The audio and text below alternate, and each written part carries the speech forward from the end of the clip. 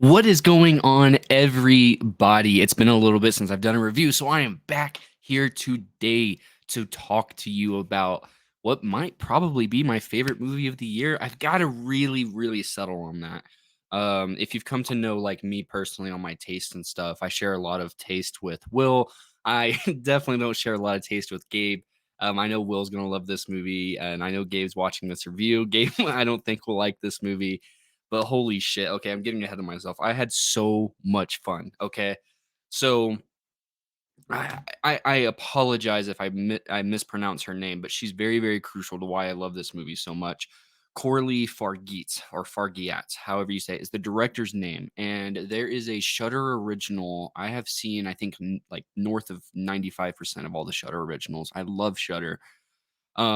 She had did a movie called Revenge, which was kind of a simple premise that kind of played it safe, but really found its own unique identity, kind of like Strange Darling earlier this year or about a month ago.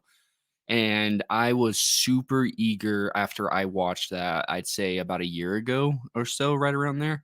Super eager about a year ago to really see what she would do next. And holy shit, I didn't know this movie was coming out.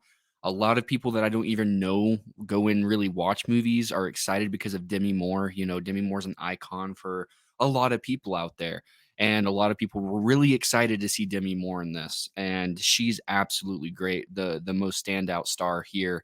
Absolutely phenomenal work from Corley. The cinematography, the score, the script, the acting, the writing, every single thing about it. Like there's something about I don't know why, but there's a reference I'll make. It's like the most horrible example, but it's the only thing I like by this director I'm about to mention, Uwe Ball.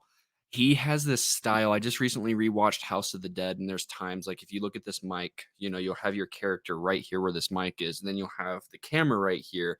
Then all of a sudden, you know, it kind of stills and then shifts to the side like that. I know some people hate that, but I kind of find it kind of cool. You know, I'm not trying to say he's a great director. That's just the only thing I find redeeming about a lot of his movies. But there's a little bit of that in this movie, and I really fucked with it. I really liked it. Just those tiny parts when it comes to the camera work. Just I love it. I love it. This movie. So now Demi Moore is not our only star here. Our other star is Margaret Qualley or Qualley, however you pronounce it. She's been in a lot. She was in Poor Things and she was in Kinds of Kindness. Once Upon a Time in Hollywood, the new Ethan Cohen movie. The not Goo Goo Dolls, Drive Away Dolls. She was in that. And she seems to be pretty popular for what I'm seeing after I got out and kind of talked to some people about it. But she's just as important as Demi Moore. So to kind of go over what the synopsis of this movie, I can probably give a little bit of a better one than what the actual synopsis does when you just go on Wikipedia, like, and you read the header. But more or less, somebody, Demi Moore's character, Lizzie or Elizabeth, is very unhappy with the current state of her life. It starts off with this more typical kind of approach of, you know, I'm aging and I'm not what I once was. How can I be what I once was? That's the premise of this, right? Immediately doesn't waste any time. That's first 20 minutes. It is go. It gets straight to the point. It has a little bit of world building and it just really just goes and gives you what you sat down to see it for, which was actually kind of surprising for me whenever I heard about this movie and I saw the 2 hour and 20-minute runtime. I was like, there's gonna be a lot of filler. A horror movie usually like that. Usually doesn't kind of work out. But man, was I fucking wrong. That first 20, 30 minutes was absolutely fucking awesome. God, sorry. I am really excited about this movie and it's so good. Um Now I've heard a lot of different variations of what people are kind of trying to sell this movie as. I don't want to say a single word because I think the less you know about this, I didn't watch the trailer at all. I just heard the good word of mouth, heard it was horror, said say less, I'm in. That's typically what happens whenever I go to see movies. The word of mouth about this movie is probably the strongest I've seen in a little bit. Probably at least since Dune, but Dune's a different story. So the way I would kind of blend this movie is wholly original. I've seen a lot of horror movies. I haven't seen everything, obviously. There's a lot out there I haven't seen. I've seen some that have like 15 reviews on Letterboxd. I've seen some that obviously have 4 or 5 million reviews on Letterboxd. But the best way I would describe this, and I haven't seen anything like it, is it's very inspired. I would say it's very, very, very, very, and this isn't biased, but whenever it comes to certain genres and stuff, it's really hard not to notice some of the framework for people that pioneer where you're at today to make what you're making right now. And that would be it's very Cronenbergian. Now, I don't want to sit here and like give you the wrong impression. It has a lot of Cronenbergian elements, as a very Cronenbergian story, but it's also very Frank Henenlotter, surprisingly. It gets pretty goofy, and it's just in the best ways. I wouldn't say corny or anything like that. It works how it gets goofy.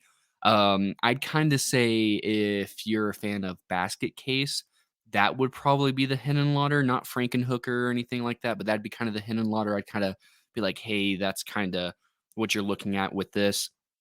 And then I'd also throw in not a lot of trauma, but just the sheer absurdity of a lot of trauma movies is what this kind of goes.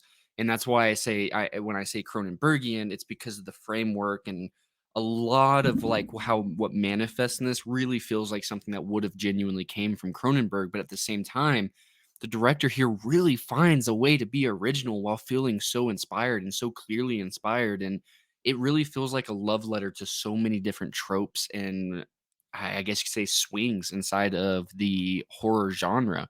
And that's why I really liked it. I dropped a review. I want to say maybe it's been 3 or 4 weeks ago when Strange Darling came out. I've been raving over that movie.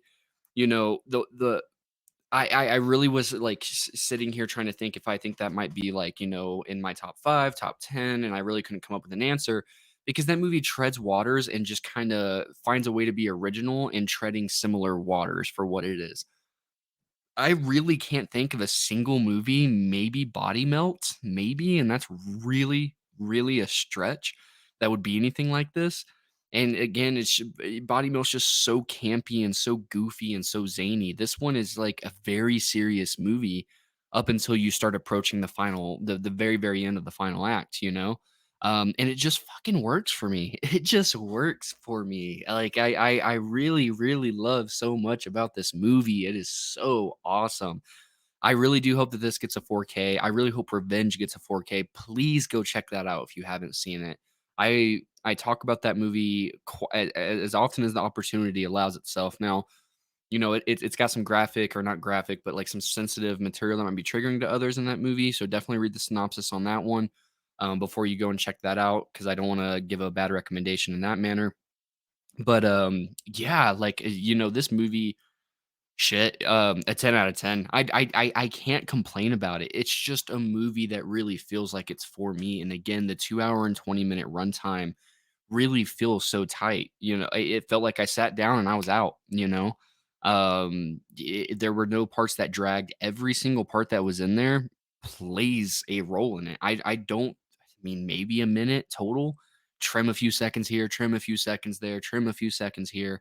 Maybe totaling a minute, maybe two, if you really wanted to get picky. Otherwise, there's not a scene I delete. There's not this. There's not that.